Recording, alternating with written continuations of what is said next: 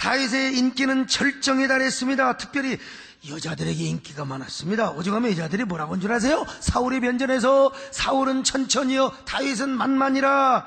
그래서 사울이가 시기를 안 할 수가 있습니까? 사울의 시기와 질투로 다윗은 죄인의 신분이 되어서 이리저리 쫓겨다니는 신세가 되어버리고 말았어요. 악성 루머, 여러 가지 악선전, 그리고 나쁜 여론 때문에 그렇게 다윗을 칭송하던 사람들이 어떡합니까? 여러분, 다윗에게 등을 돌려버리고 말았다 이 말. 그러니 다윗의 인기는 땅에 떨어져 버릴 수밖에요.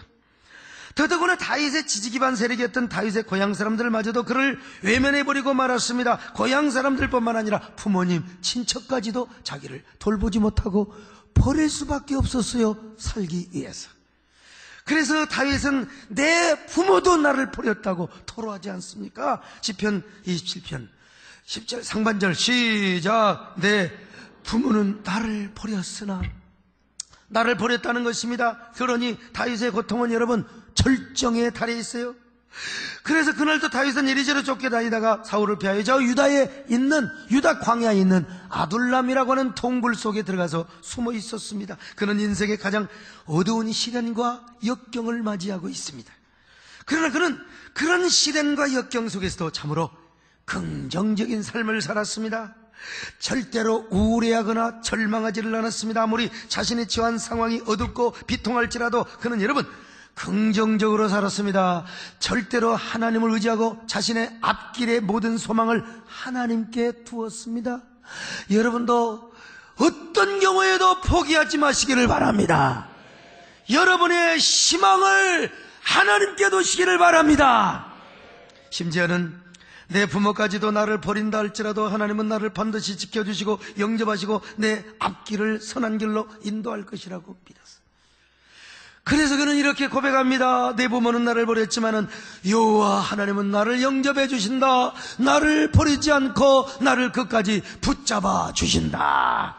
자, 시편 27편 10절 끝까지 읽습니다. 시작. 내 부모는 여호와는 나를 영접하시리다. 그렇습니다. 사람이요, 어렵게 되면 친하던 사람도 찾아오지도 않습니다. 연락조차도 안 하지 않아요. 내가 죽을 지경이 되면요, 다윗의 경우처럼 잠시이지만 부모까지도 나를 버렸다고 고백하고 있어요. 그래서 나는 인간관계를 할 때에 잘 나갈 때도 중요하지만 사람은 항상 어려울 때가 있어요. 나는 어려울 때 그 사람을 더 도와주고 어려울 때 찾아가고 손을 내밉니다. 이게 정직하고 진실한 친구예요. 우리 하나님은 그렇지 않습니까? 하나님은 우리를 절대로 버리지 않습니다. 하나님은 우리를 떠나시지 않습니다. 반드시 하나님은 우리를 영접해 주시고 품어주시고 좋은 길로 인도해 주시는 거예요. 보나마나 그렇게 기도할 것 아니겠습니까? 그렇게 기도하고 찬양을 하다가 잠시 동굴 바깥으로 나와봤어요. 그랬더니 저 맑은 날씨에 아련하게 펼쳐지는 자신의 고향의 들녘이 베들레헴 성문이 다 보이게 되는 거예요. 아둘람 동굴은 다윗의 고향인 베들레헴의 먼 맞은편 산에 있거든요. 그러니까 아둘람 동굴 바깥으로 나오면은 저 멀리 자신의 고향이 보일 수밖에 없어요. 근데 불행하게도 자기 고향을 누가 지금 점령하고 있느냐? 사울과 전쟁을 하는데 블레셋 아세끼들이 와서 블레셋 놈들이 와서 그곳에다 진을 치고 있다 이 말이죠. 자, 사무엘하 13장 14절 23장 14절 시작. 그때에 다윗은 산성에 있고 블레셋 사람의 요새는 베들레헴에 있는지라. 자기는 지금 산성에 있는데, 자기는 지금 저 아둘람 동굴에 있는데 자기 고향은 누가 점령하고 있습니까? 저 블레셋 그 군사들이 지금 거기다 진을 치고 있었다 이 말이에요. 바로 이때 다윗은 부질없는 회상에 잠기기 시작하는 거예요.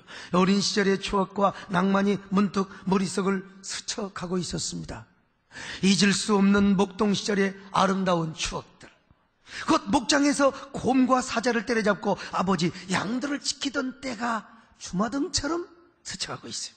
특별히 어린 시절 베들레헴 성문 곁에서 우물물 떠마시던 그 아련한 그 기억들이 영혼의 노스텔지어가 돼가지고 말이죠, 머릿속에 필름처럼 스쳐가고 있는 거예요. 그때가 언제인 줄 아세요? 추수기입니다. 추수기는요, 살인광선이 내려지는 가장 더운 건기였어. 그러니까 다윗은요, 목도 마르고 아마 굉장한 심한 목마름의 갈증을 느꼈을 것입니다.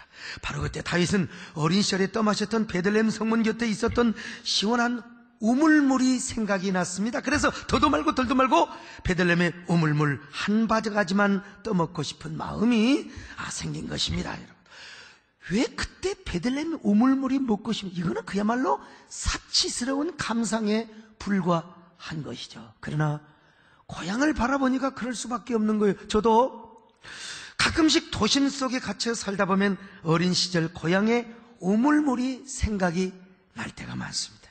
특별히 더운 여름에 목마르고 땀을 많이 흘린 후에 여러분, 맥주 생각이 나던가요? 물론 맥주 생각 날 수 있죠. 그러나 고향의 우물물, 기억나는 사람들은, 공동 우물, 고향의 우물물을 떠마셨던 사람들은 그 고향의 우물물이 그립지 않을 수가 없습니다. 그 우물물은, 우리 고향의 우물물은 사방이 안반이었습니다. 벽도 안반이고요. 그 우물물 하나로 우리 동네 70호가 넘는 사람이 다 마셨습니다. 여러분, 그 우물물이 얼마나 오래된 줄 아십니까? 백제시대 때부터 있었던 우리 동네가, 그러니까 유서 깊은 동네입니다. 여러분, 그 백제시대에 우물물을 파니까, 이 씨들이 와서 우물물을 파니까, 아니, 2마리의 자라가 거기서 나왔다는 거예요. 그래서 우리 동네 이름을 자라울이라고 합니다. 자라울. 그리고 그 샘을 자라울 샘이라고 하는데요. 여러분, 그 우물물이 얼마나 막든지 아무도 없을 때 제 얼굴을 탁 비추고 있으면 거울만큼 제 얼굴을 환하게 비춰줬던 샘입니다. 뿐만 아니라 동네 어른들이 그 금붕어를 몇 마리 거기다 넣어놨어요. 금붕어의 내장이 보일 정도로 아주 그렇게 맑은 물이요. 제가 언젠가 이 자라울 샘이라고 하는 우리 고향 샘에 대한 시를 제가 한번 쓴 적이 있습니다. 어린 시절 내 고향의 샘은 온 바닥이 안반이고 사방도 돌벽이었다. 전설처럼 내려오는 소리, 백제인들이 이 샘을 팠을 때 자라가 나왔다고 해서 자라올 샘이라고 불렀다. 그 오랜 세월을 하루같이 솟아나던 샘물, 헤아리기 힘든 세월에도 막디 맑아 소년의 얼굴을 거울만큼 맑게 비추어 주었지. 얼마나 시원했으면 한여름에도 이가 시리고 머리끝까지 정신을 맑게, 어쩌면 하늘의 선녀들이 설탕가루를 뿌리고 간 듯 달콤하기까지 했었어. 자라올 샘물은 여전히 내 마음에 솟아나 도심에서 사는 나를 아직도 철부지가 되게 한다. 자라올 샘물인 양 내 마음 어딘가에서 퍼주고 퍼주어도 마르지 않는 인정의 샘물, 사랑의 생수가 솟아나고 있어. 하지만 이제는 고향을 가도 그 물을 마실 수가 없어. 샘은 이미 메워져 버렸고 그 샘가에서 흘러나왔던 백제인들의 두던거린 얘기 소리도, 안악들의 수다스러운 웃음소리도 잦아들었고 고향 사람들의 인정도 사라지고 있다. 그러나 내 마음에는 여전히 자라올 샘물이 흐르고 목마를 때면은 다시 솟고 솟아날 영원한 샘물을 마음껏 들이킨다.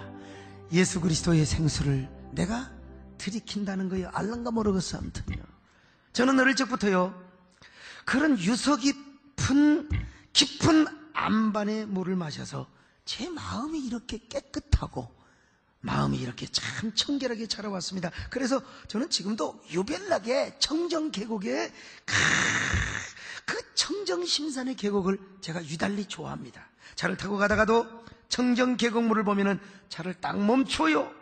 그리고 내려가서 반드시 세수를 하고 그 계곡물을 개처럼 핥아서 먹습니다.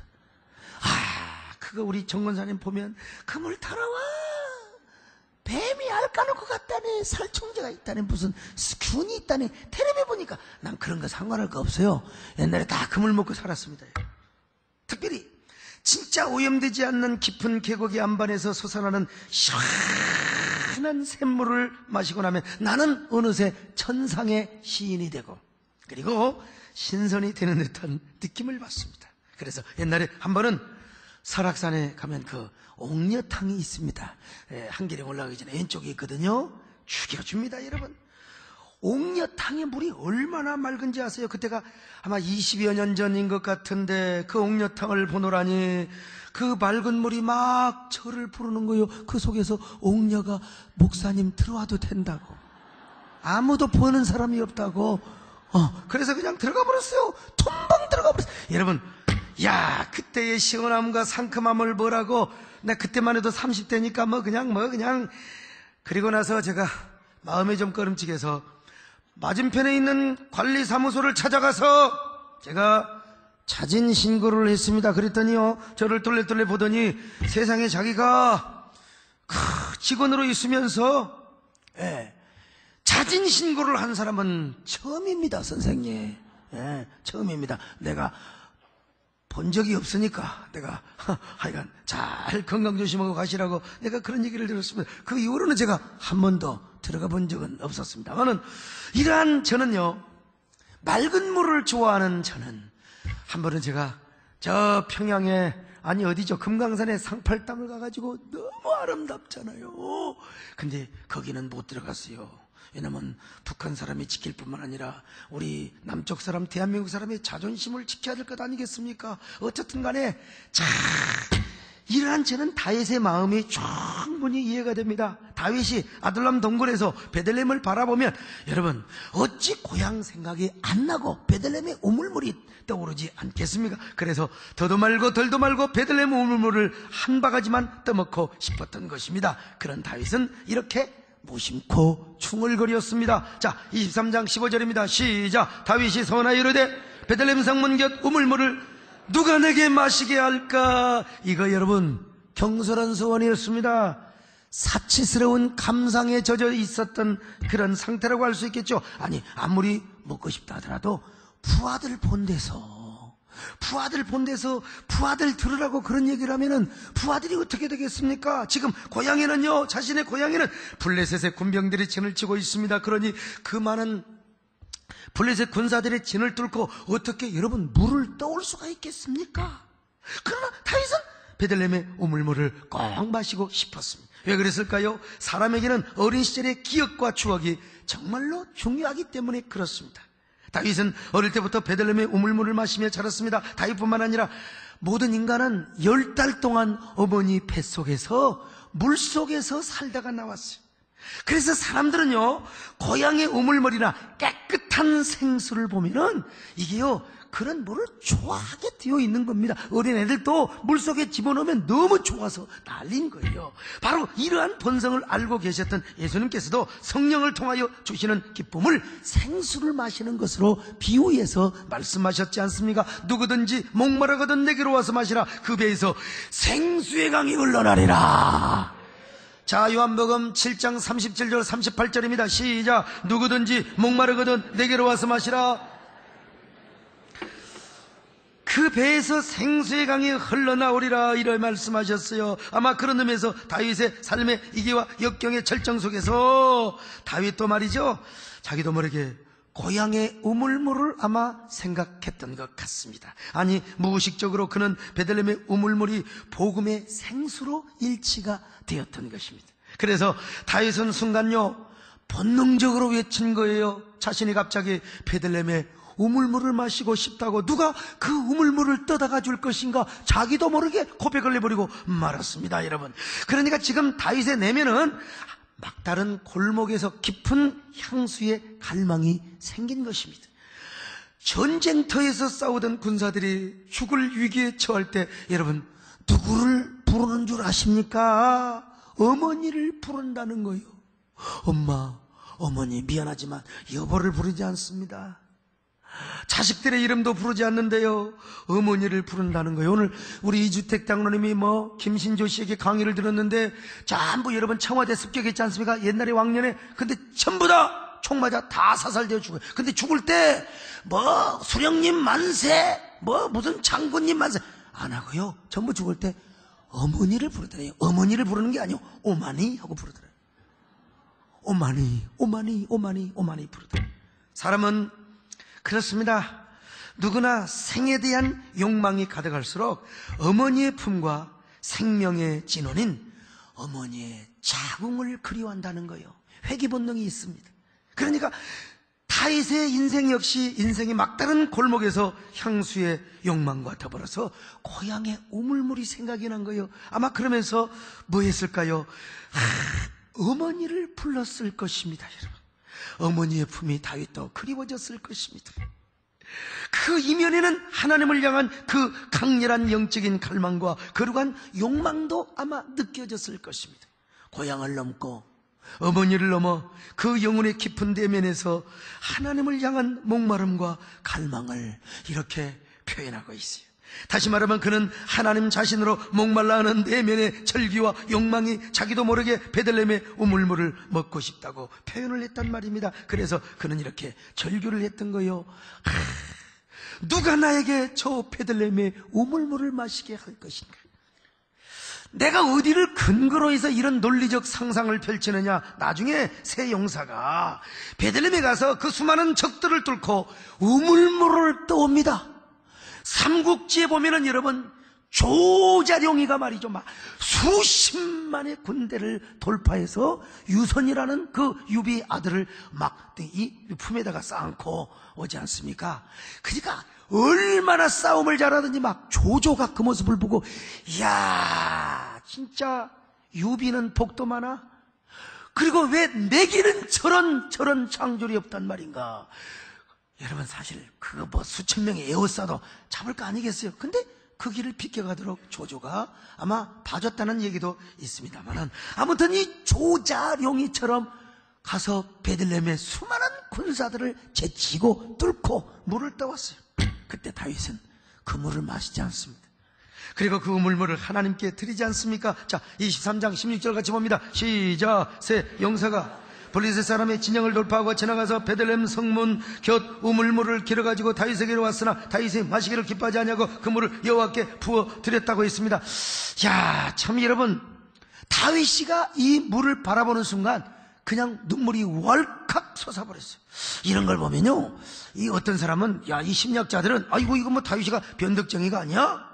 언제는 물을 마시고 싶었다가 막상 물을 떠오니까 또 왜 변덕을 부리냐 이 말이요. 그러나 그런 것이 아닙니다. 처음에는 마시고 싶었습니다. 그런데 그 물을 보는 순간 하나님 앞에 감동이 오는 거예요.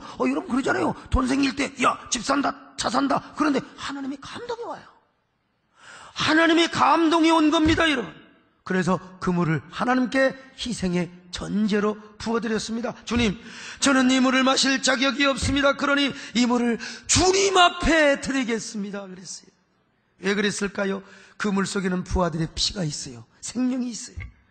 부하들이 목숨을 걸고 떠왔거든요. 그래서 다윗은요, 스스로 감동을 받았던 것입니다. 이 물이야말로 하나님만이 가질 수 있는 물이다.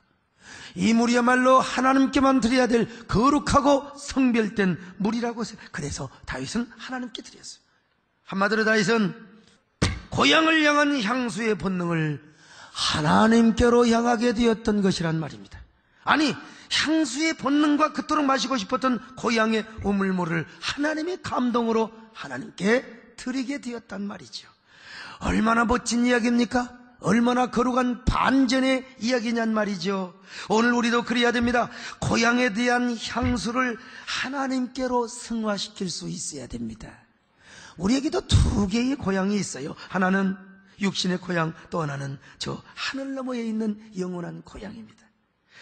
자, 그러니 사람이라면 누구나 육신을 가지고 있는 사람 먼저 육신의 고향 생각을 안 할 수가 없는 거예요. 고향이란 진짜 아늑하고 그리고 평안한 어머니의 품과 같은 곳입니다. 내가 태어나서 자란 곳이에요.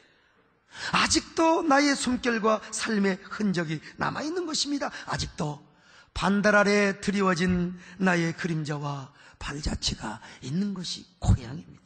그래서 고향은 마치 사람과 사람 사이에 놓인 섬처럼 편안한 휴식과 안식을 가져다 주지요. 아무리 바쁜 일정을 보내고 회색빛 도시 속에 파묻혀 산다 할지라도 어찌 고향을 향한 향수와 추억이 없겠습니까? 요즘 젊은 애들 빼놓고요. 젊은 애들 빼놓고 우리 같은 세대는요, 고향 하면은 꽃피는 산골, 이게 딱 나오게 돼 있어요. 그런 의미에서 고향을 그리워하고 찾는 마음은요, 자기 존재를 그리워하고 자신의 근원을 찾고 싶은 열망이라고 말할 수가 있습니다. 이렇게 고향에 대한 향수와 그리움을 가지고 막상 고향을 찾아가는데 이게 허무하게 짝이 없을 때가 많습니다. 왜냐하면 산은 산이로되 애시절에 그때의 산천이 아닙니다. 길과 또랑도 옛모습이 아니요. 더구나 고향에 가면 부모님도 돌아가셨네. 이 친구들도 그때 친구들이 아니요. 고향이 너무 달라져 버렸어요. 그러니 인생이 무상하게만 느껴지고 고향도 허전하게만 느껴질 때가 있습니다. 그래서 고향역에 들을 때는요, 진짜 한두 번 그런 적이 있어요. 형님도 직장 가불고 뭐 돈 가고, 그래서 어머니 아버지 무덤만 딱 들려서 꽃다발 하나 두고 온 적이 있어요. 그랬더니 벌써 전화가 온 거예요. 동생 고향에 왔다 갔는가? 아니 바빠서 잠깐 왔다 갔다고. 들려가는 길에 설명할 수 없는 공허와 허무가 내 마음을 짓눌러와, 아, 고향에 와도 별거 없네. 아, 고향에 와도 별거 없구나. 그래서 정지용 시인이 고향이라는 시를 썼습니다. 고향에 돌아와도 그리던 고향은 아니로뇨. 산꽁이 알을 품고 뻐꾸기 젖철에 울건만 마음은 제 고향 신이지 않고 먼 항구로 떠도는 구름. 중략하고요, 고향에 돌아와도 그리던 하늘만이 너프르구나. 무슨 말입니까? 또 하나의 고향이 있더라는 거예요. 정지용 시인이 지금 그 고향을 그리워합니다. 바로 그런 마음으로 천상병 시인이 귀천이라는 시를 썼어요. 나 하늘로 돌아가리라. 새벽빛 와닿으면 쓰러지는 이슬 더불어 손에 손을 잡고 나 하늘로 돌아가리라. 노을빛 함께 단둘이서 기슭에서 놀다가 구름 손짓하면은 나 하늘로 돌아가리라. 아름다운 이 세상 소풍 끝내는 날 가서 아름다웠다고 말하리라. 천상병 시인은요, 누구보다도 불우하고 힘든 삶을 살았습니다. 천재 시인이었지만 동백림 사건으로 갖은 고문과 업고를 치르고 행여병자가 되어 정신병원에까지 입원했어요. 사람들이 다 죽은 줄 알고 유고시도를 했습니다. 그 이후로도 수리만 찌든 불우한 삶을 살았어요. 1,000원짜리 시인, 친구들에게 찾아다니면서 1,000원만. 그래서 소주 사 먹어 살았던. 그는 술에 취하면 취할수록 손수 서정시를 쓰며 세상 넘어 있는 푸른 본향, 삶의 저 원형을 사모했던 것입니다. 그런데 그가 인생이라는 소풍을 끝내고 세상을 떠나갈 때가 가까운 줄 알고 하늘과 가장 가까운 지리산 천왕봉에 오르고 싶었어요. 그런데 결국 건강 때문에 올라가지 못하고 이 세상을 뜨셨습니다. 그를 흠모하고 사랑했던 사람들이 천왕봉이 가장 잘 보이는 곳, 저 산청에 천상병 시비를 만들어 주었습니다. 저기 서 있는 친구가 소상병입니다, 여러분. 그렇습니다, 여러분. 우리에게는 또 하나의 고향이 있습니다. 바로 그것은 저 하늘 너머에 있는 거룩한 영원한 우리의 본향입니다. 사도 바울의 표현에 하면은 삼층천이라고 할 수 있죠. 삼층천, 셋째 하늘이라 이 말입니다. 그래서 믿음의 조상 아브라함도 육신의 고향을 뒤로하고 하늘 본향을 그토록 사모했던 것입니다. 히브리서 11장 16절입니다. 시작. 더 나은 본향을 사모하니 곧 하늘에 있는 것이라. 이러므로 하나님이 그들의 하나님이라 일컬음을 받으심을 부끄러워하지 아니하고 그들을 위하여 한성을 예비하셨느니라. 아, 여러분, 하늘 본향을 사모하시기를 바랍니다. 다윗이가 처음에는 육신의 고향을 사모하다가 그 하늘 본향으로 마음을 바꾼 것처럼 말이죠.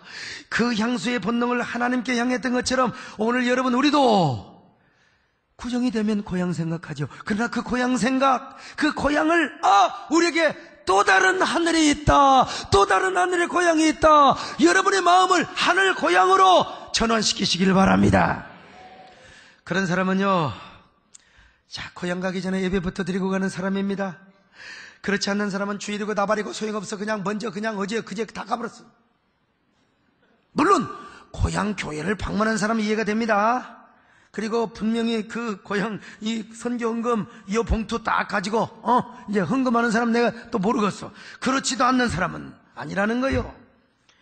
그러나 여러분, 고향이 그리워서 고향으로 달려가는 마음이 있지만 그러나 그 마음을 하늘 고향으로 향하는 마음으로 우리가 바꿔야 된다 이 말입니다. 오늘 여러분들은요 그런 사람임을 믿습니다. 그래서 먼저 예배부터 드립니다. 할렐루야. 오늘 주일을 성수합니다. 우리 이춘식 집사님도 고향 가지 않고 다 이렇게 예배드리니까 얼마나 좋습니까? 여러분은 계속해서 앞으로도 육신의 고향보다 하늘 고향을 더 사모하시기를 바랍니다. 하늘 고향을 사모할 뿐만 아니라 저 영원한 하늘 고향에다가 우리가 심을 걸 심어야 돼요. 보험도 들어야 됩니다. 다윗이가 그 물을 하나님께 드린 것처럼 예수님도 말씀하셨잖아요. 너희의 보물을 땅에 쌓지 말고 하늘에 쌓아둬라. 이거 예수님을 위해서가 아니라 너희를 위하여라 말씀하고 있지 않습니까? 마태복음 6장 20절입니다. 시작. 오직 너희를 위하여 너희를 위하여 보물을 하늘에 쌓아둬라. 얼마나 감사합니까 여러분. 여러분은요 사역신 성산문의 종말을 아십니까? 우리는 초등학교 때부터 사역신 성산문의 시를 다 외우고 있어요. 그리고 성산문 하면 야 정말 얼마나 그 지저와 절개를 바친 그런 위대한 스승이냐 마음속으로 존경하고 있는지 얼마나 존경하는지 몰라요. 이 몸이 죽어가서 무엇이 될 거 아니. 복례산 제일봉에 낙락장성되어 있어. 백설이 만근곤할제 독야 청청하리라. 초등학교 때 외운 거 지금까지 여러분요 오늘 아침에 빠가탕을 먹어도 이건 안 잊어먹어요 여러분.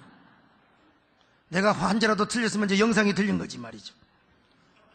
이처럼 우리는 이 시를 통해서 송죽 같은 그의 굳은 절개와 충성심의 위대함을 볼 수 있습니다. 그러나 불행하게도 그가 남긴 마지막 한 수의 시조가 얼마나 우리 마음을 절망스럽게 하는지를 모릅니다. 그는 세조에게 모진 고문을 바꿔서 굴러가는 마차에 상투가 매달려 겨우 몸을 가누며 사형장에 끌려갑니다. 그곳에 도착을 하자마자 죽음을 알리는 칼춤 소리가 휙휙 하고 소리. 참으로 비정하고 싸늘한 시간입니다. 그때 그는 깨진 기왓장의 마지막 한 수의 시조를 이렇게 썼습니다. 형장의 북소리는 죄인의 목숨을 재촉하는데 머리 들어 석양을 보니 해는 서산으로 저물어 가는구나. 황천길에는 주막조차도 없다는데 오늘 밤은 네 집에서 쉬어가야 하는가. 여러분 얼마나 허무한 시세요. 그렇게 단종에게 충성하고 나라를 위해서 절개를 지켰지만 막상 그가 죽을 무렵에는 얼마나 쓸쓸하고 그리고 허무한 심정을 나타내고 있습니까? 아무리 유학에 심취한 위대한 성리학자라도 자신의 죽음 후에 대한 불안 그리고 사후에 대한 자신의 영생에 대한 보장과 확신이 없었던 거예요. 이걸 생각하면 우리는 얼마나 감사합니까? 얼마나 행복합니까? 우리는 영원히 가야 할 고향이 있고 우리를 맞이해 줄 하나님만이 계시니 말이지요. 그리고 우리는 상급을 쌓을 수 있는 저 영원한 천국이 있으니 얼마나 감사합니까? 여러분의 머릿속에 하늘 고향의 생각이라고 하나님 나라에 대한 보화를 쌓아야 할 영적 감동이 올 때마다 부지런히 하늘 고향을 생각하시기를 바랍니다. 그 하늘 본향에다가 저축도 하시기를 바랍니다. 보험을 두시기를 바랍니다. 그것이 무엇입니까? 하나님의 도성을 확장해 나가는 거예요. 이 시대에 반기독교적인 정서와 세력을 물리치고 하나님의 교회의 영광성과 거룩성을 세워 나가는 거예요. 하나님은 우리를 통하여 하나님의 나라를 세워나가십니다. 그런 저와 여러분 되시기를 주의 이름으로 축원합니다. 여러분의 물질과 헌신을 통하여 교회가 부흥되고 하나님 나라가 확장되는 대한민국이 잘 되는 놀라운 역사가 저와 여러분을 통하여 이루어지시기를 바랍니다.